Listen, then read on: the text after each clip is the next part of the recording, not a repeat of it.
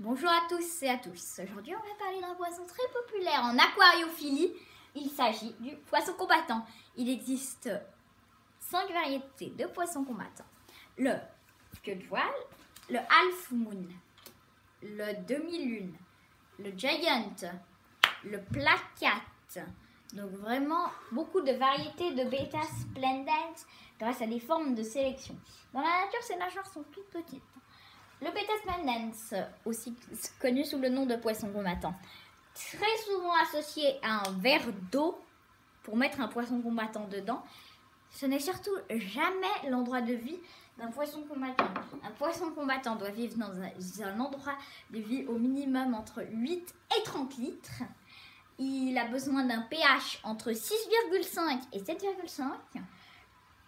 Souvent en animalerie, conseillé sous une eau très fraîche, entre 15 et 20 degrés. C'est totalement faux. Le poisson combattant a besoin d'une eau chauffée à 22 degrés et 28 degrés. Le poisson combattant, il ne faut jamais le mélanger aux guppies. Malheureusement, là j'ai des guppies, c'est juste parce qu'ils n'étaient pas agressifs. Le combattant n'est pas agressif, autrement ils peuvent s'attaquer les voiles. Donc un combattant, normalement, c'est seul. C'est seul.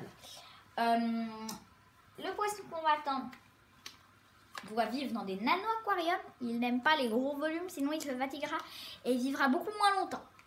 D'ailleurs, il existe des...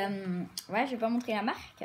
Des granulés pour nourriture nano spécial combattant. Le poisson combattant et la reproduction. La reproduction, il faut isoler le mâle dans un bac de reproduction de 20 litres, environ 20 à 80 litres, ou 80 litres. Puis, mettez le mâle dans un bac vide. Pendant 48 heures.